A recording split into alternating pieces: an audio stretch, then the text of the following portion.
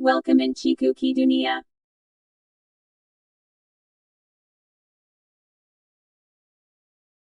एक मछुआरा अपनी पत्नी नीला और अपनी इकलौती बेटी गोल्डी के साथ नदी के किनारे बसे गांव में रहता था। गोल्डी बहुत ही शरारती और स्वार्थी लड़की थी। वह बहुत खूबसूरत थी। एक दिन, गोल्डी, थोड़े बर्तन धुलवा दो, सूप जल रहा है। माँ, तुम ये कैसी बातें करती हो? तुम बहुत मजाक करती हो। वह कभी किसी काम में अपने माता पिता की मदद नहीं करती थी और हमेशा खेलती कूदती रहती थी। एक दिन सुबह उसने देखा कि उसकी माँ बहुत थकी हुई लग रही थी, तो उससे रहा नहीं गया। उसने अपनी माँ से पूछा, माँ, मैं कुछ काम करवा दूँ? हाँ बेटी, तुम नदी के किनारे जाकर मछली पकड़ने वाले जाल की जरा ठीक से मरम्मत कर दो, क्योंकि कल सुबह सुबह तुम्हारे बापू को मछली पकड़ने जाना है। ठीक है माँ। गोल्डी ने नदी के किनारे जाकर जाल उठा लिया और उसकी ऐसी मरम्मत की कि उसमें कोई भी छेद नहीं दिख रहा था। वह अपना काम देखकर बहुत खुश हो रही थी कि अचानक उसे नदी में छपाक की आवाज सुनाई पड़ी। तभी उसने देखा कि एक बड़ी सी मछली हवा में उछली। गोल्डी ने तुरंत जाल नदी में डाल दिया। वह तो मछली पकड़ना जानती भी नहीं थी, लेकिन उसकी किस्मत अच्छी थी कि मछली उसके जाल में आ गई। वाह, तुम तो बहुत सुंदर हो। तुम मुझे कोई नुकसान नहीं पहुंचाना, इसी में तुम्हारी भलाई है। स्वार्थी लड़की, मुझे पानी से बाहर मत निकालना, वरना मैं तुम्हें मछली में बदल दूंगी। ये कैसा मजाक है? तभी उसकी माँ घर से बाहर निकली और बोली, गोल्डी, क्या हुआ? तुमने जाल की मरम्मत कर दी? तभी उसकी नजर जाल में फंसी मछली पर पड़ी। वह बोली, हे भगवान, गोल्डी, तुमने तो बहुत सुंदर मछली पकड़ी है। माँ, इसको मैंने खुद पकड़ा है और पता है, ये मछली बोलती भी है। क्या? हाँ माँ, और अगर मैं इसे पानी से बाहर निकाल दूंगी तो यह मुझे मछली बना देगी। कितनी हैरानी की बात है ना? इसे पानी में ही छोड़ दो, शायद ये जादुई मछली है। नहीं माँ, नहीं, मैं तो इसे जरूर पानी से बाहर निकालूंगी। यह कहते हुए गोल्डी ने मछली को जाल सहित पानी से बाहर खींच लिया और तभी मछली तुरंत जादुई चिंगारियों में बदलकर हवा में उड़ने लगी। मैंने तुमसे कहा था ना, अगर तुम मुझे पानी में नहीं छोड़ोगी तो मैं तुम्हें मछली बना दूंगी। मैंने तुम्हें बार बार सावधान किया था, पर अब तो बहुत देर हो चुकी है। अब तुम मछली बन जाओगी और हमेशा पानी में ही घूमती रहोगी।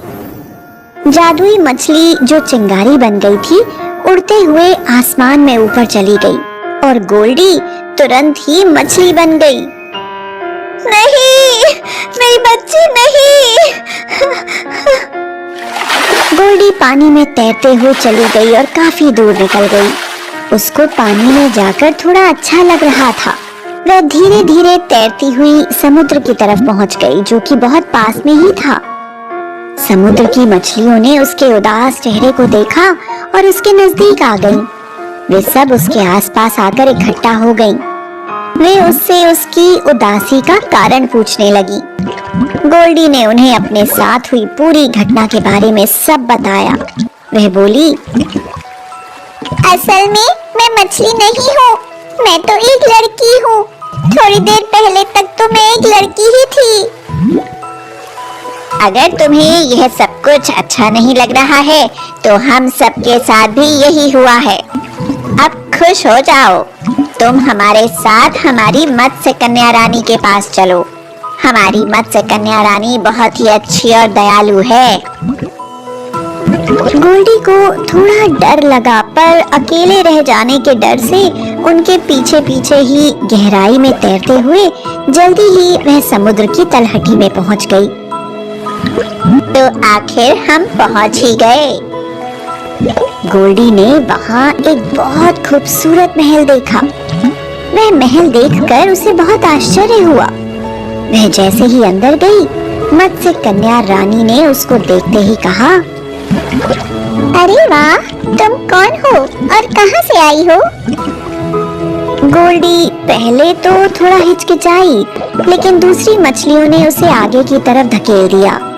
उसने मत्स्य कन्या रानी से सब कुछ बताया। मैं समझ सकती हूँ, मैं भी कभी एक लड़की थी, बल्कि यूँ कहो कि मैं एक राजकुमारी थी।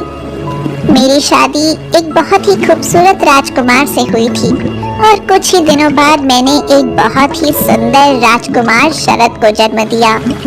वह दुनिया का सबसे खूबसूरत युवक था, पर अफसोस कि ये सब बातें बहुत पुरानी हैं। मेरा बच्चा अब तक तो जवान हो गया होगा और मेरे पति तो निश्चित ही बूढ़े हो गए होंगे। लेकिन आपके साथ क्या हुआ? क्या आपने भी जादुई मछली को चोट पहुंचाई थी? नहीं, मैं ऐसा कभी नहीं कर सकती। जानवरों को चोट पहुंचाना गलत है और हमें ऐसा कभी नहीं करना चाहिए। गोल्डी ने शर्म से अपना मुंह झुका लिया। एक बार जब मेरे पति अपनी प्रजा को संबोधित कर रहे थे, उसी समय एक दुष्ट चुड़ैल ने उनको देख लिया और वह उसी क्षण उन पर मुग्ध होकर उनसे प्रेम कर बैठी। उनको यह नहीं पता था कि उनकी शादी मुझसे हो चुकी है। वह अपने राक्षस भाई नट के पास गई और उससे कहा कि वह राजा के अलावा और किसी से विवाह नहीं करेगी। उसका राक्षस भाई नट महल में आया और राजा को अपनी बहन से विवाह करने के लिए कहने लगा। जब उसे यह पता लगा कि राजा शादीशुदा है, तो वह बहुत क्रोधित हुआ। दूसरे दिन जब मैं सुबह बगीचे में गई, तो वह सही मौका देखकर आया और उसने मेरे सिर का मुकुट छीन लिया। उसने मुझे कस के पकड़ा और हवा में उड़ने लगा। थोड़ी देर बाद ही वह समुद्र के पास जाकर उतर गया। उसने कहा, ये मुकुट मेरी बहन का है, क्योंकि वो राजा से प्रेम करती है। मैं तुम्हें एक मछली में बदल दूंगा ताकि तुम कभी वापस न आ सको। वैसे तो ये मुकुट दोबारा तुम्हें मिलने की कोई उम्मीद नहीं है, लेकिन अगर कभी ये तुम्हें मिल जाएगा तो तुम वापस इंसान में बदल जाओगी। इसी बीच मेरी बहन राजा से विवाह करके रानी बन जाएगी। फिर क्या हुआ? जब वह मुझसे बात कर ही रहा था, उसी वक्त एक कौवा उसके पास आया और उसके कान में धीरे से कुछ बुदबुदाया। नहीं, मेरी बहन नहीं। कौवे, उसकी बहन को क्या हुआ? चुड़ैल को ये पता चला कि राजा पहले से ही विवाहित है, तब उसने दुखी होकर अपनी जान दे दी।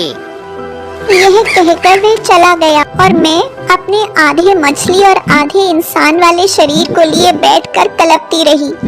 उसी समय मुझे एक बुद्धिमान ऑक्टोपस मिला। उसने मुझसे कहा, तुम रो मत, इस समुद्र का भाग्य तुम्हारे हाथ में है। इस समुद्र में कुछ ऐसे प्राणी हैं जो समुद्री नहीं हैं। वे किसी सम्मोहन में बंधे हुए हैं और सारे दिन पानी में तैरते रहते हैं। तुम उनकी मत्स्य कन्या रानी बनो और उन्हें सही मार्ग दिखाओ। एक दिन ऐसा आएगा जब एक मछली आएगी और वो छींकेगी। ये लो, ये एक जादुई घोल है जो उसी के लिए है। इसको पीते ही उस मछली में ये क्षमता हो जाएगी कि वो 4 बार अपना रूप बदल सकती है। वही मछली फिर तुम्हारा मुकुट वापस लाएगी। बस यही है मेरी कहानी। यहाँ सभी सम्मोहन से बंधे हैं। जब मेरा मुकुट मुझे मिलेगा तभी हम धरती पर वापस लौट सकते हैं। मैं उसे वापस लाऊंगी। आप बताइए कि मुझे क्या करना है? यह संभव नहीं है। मुझे एक मौका दीजिए प्लीज। मैं जिंदगी भर मछली बनकर नहीं रहना चाहती हूँ। मैं अपने घर वापस जाना चाहती हूँ। मुझे अपने माता पिता की बहुत याद आ रही है। अचानक उसके मुंह के ऊपर थोड़ी खुजली हुई और उसे छींक आ गई। मत्स्य कन्या रानी और सभी मछलियां उसकी तरफ आश्चर्य से देखने लगे। अरे तुम ही तो हो वो मछली। हाँ हाँ, तुम ही वह मछली हो। आसपास के उन सभी समुद्री प्राणियों में एक आशा की किरण फूट गई। मत्स्य कन्या रानी ने उसे वहीं घोल लाकर पीने के लिए दिया और बोली, लो इसे पी लो।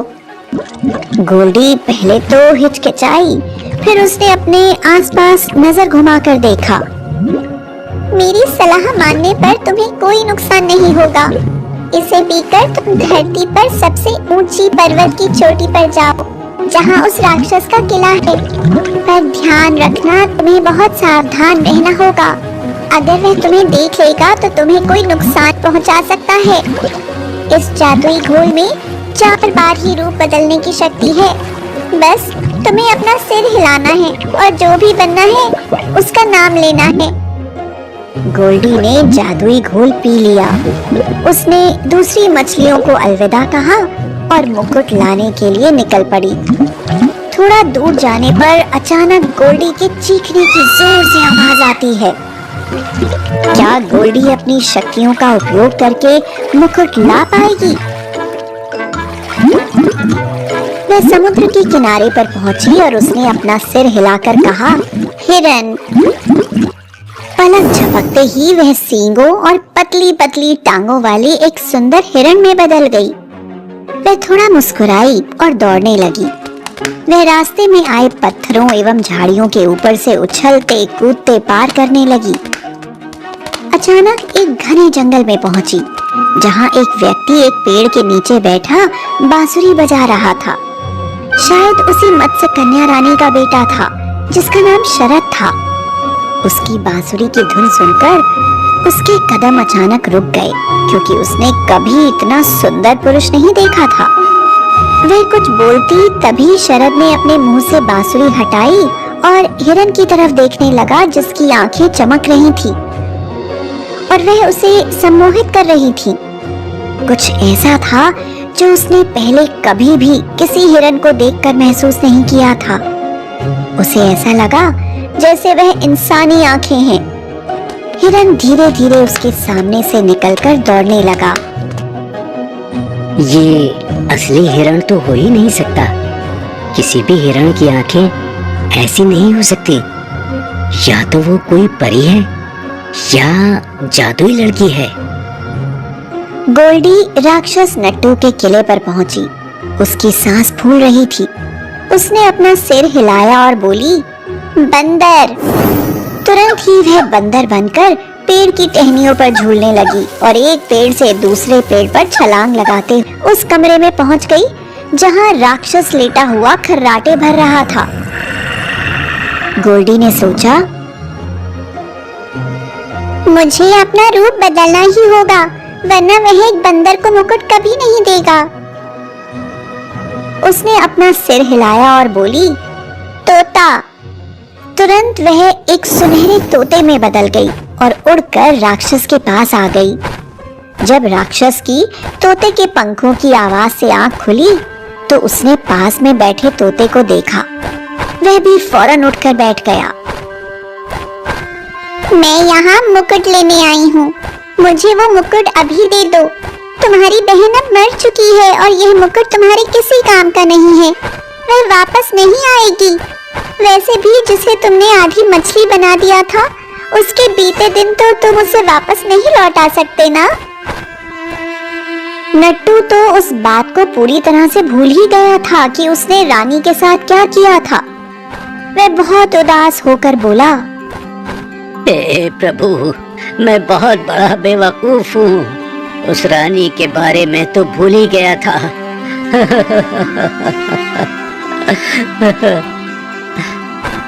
कोई बात नहीं, अभी भी इतनी देर नहीं हुई है। तुम मुकुट मुझे वापस कर दो, मैं उसे मत्स्य कन्या रानी को दे दूंगी। मेरे प्यारे से नन्हे से तोते, ये लो मुकुट और रानी से कहना मैं अपने किए पर बहुत शर्मिंदा हूँ। गोल्डी ने उससे वह मुकुट ले लिया और बिना एक क्षण गवाए कमरे के बाहर आ गई। जब वह उड़ती हुई समुद्र के किनारे पहुंची तो उसने सिर हिलाकर अंतिम बार कहा, मछली। मछली बनते ही वो समुद्र की तलहटी में पहुंच गई। वहां से वह तैरकर वहां पहुंच गई जहां मत्स्य कन्या रानी और सभी मछलियां उसकी प्रतीक्षा में बैठी थीं। गोल्डी को गए हफ्ते गुजर गए थे, इसलिए उनका उत्साह संदेह में बदल गया था कि पता नहीं वो आएगी भी कि नहीं। एक मछली बोली, देखो देखो वो आ गई। गोल्डी सीधी मत्स्य कन्या रानी के पास पहुंच गई। मत्स्य कन्या रानी ने थोड़ा झुककर गोल्डी के मुंह से मुकुट लिया और सिर पर रख लिया। उसे सिर पर रखते ही उसकी पूंछ गिर गई और संसार के सबसे खूबसूरत उसके पैर दिखाई पड़ने लगे। उसके आसपास जितनी भी मछलियां थीं, सभी ने अपने पंख झाड़े और खूबसूरत लड़कियों में बदल गईं। मत्स्य कन्या रानी बोली, ये तुम हो जिसने हमारा जीवन हमें वापस लौटाया है। तुमने बहुत बहादुरी का काम किया है। तुम्हारा जितना भी शुक्रिया अदा किया जाए कम है। तुमने अपनी जान जोखिम में डाली। याद रखना, दूसरे इंसानों और जानवरों के प्रति जब तक तुम्हारे अंदर स्वार्थ और निर्दयता की भावना है, तब तक कभी अच्छी इंसान नहीं बन सकती तुम। अब मैं सबक सीख गई हूँ रानी माँ। अब मैं किसी के साथ बुरा व्यवहार नहीं करूँगी। जब गोल्डी अपने घर पहुंची तो उसके माता पिता खुशी से उछल पड़े और उन्होंने उसे गले से लगा लिया। मेरी प्यारी बेटी, मुझे लगा था कि अब हम कभी तुमसे मिल ही नहीं पाएंगे। गोल्डी ने अपने साथ होने वाली सारी घटना उन्हें बताई। उनकी बेटी घर वापस आ गई थी। वे तो इसी बात से खुश थे। उधर रानी अपने महल में गई। वहां पहुंचकर उसने राजा और राजकुमार शरद को सब कुछ बताया। राजकुमार शरद इतने वर्षों बाद अपनी मां को देखकर बहुत प्रसन्न हुआ, लेकिन उसके मन में बार बार उस जादुई हिरण का ख्याल आ रहा था। रानी ने उसकी तरफ देखते हुए कहा, क्या बात है बेटा, तुम अपनी माँ को देखकर खुश नहीं हो? मैं बहुत खुश हूँ माँ। बात यह है कि खैर छोड़िए, ये बात कोई और नहीं समझ सकता। मुझे बताओ बेटा, ऐसी कोई बात नहीं है जो एक माँ अपने बच्चे के बारे में न समझ पाए। शरद ने अपनी माँ को उस जादुई हिरण के बारे में सब कुछ बताया, जिसकी आंखें अजीब सम्मोहन से भरी थीं। उसकी बात सुनकर मत्स्य कन्या रानी ठठाकर हंस पड़ी। गोल्डी, गोल्डी! आप क्या कह रही हैं माँ? तुम मेरे साथ चलो। वे तुरंत गोल्डी के घर पहुंच गए। जैसे ही दरवाजा खटखटाया, गोल्डी ने दरवाजा खोलते हुए कहा, कौन है? मैं मत्स्य कन्या रानी हूँ और ये मेरा बेटा शरद है। और शरद, ये गोल्डी है जिसने हम सबकी मदद की। मुझे लगता है कि तुम दोनों पहले भी मिल चुके हो। शरद स्तब्ध होकर वहां खड़ा रहा, क्योंकि गोल्डी इतनी खूबसूरत थी जैसा उसने कभी सपने में भी नहीं देखा था। उसका सारा धैर्य खत्म हो गया था। वह उसके सामने सिर झुकाकर खड़ा हो गया। गोल्डी भी मुस्कुराते हुए उसके बगल में जाकर खड़ी हो गई। दोनों एक दूसरे को देखते रहे। ऐसा लगा जैसे वक्त थम गया हो। गोल्डी और उसके माता पिता बस मुस्कुराते हुए उन दोनों को देखते रहे। यह कहकर उसने सबसे विदा ली।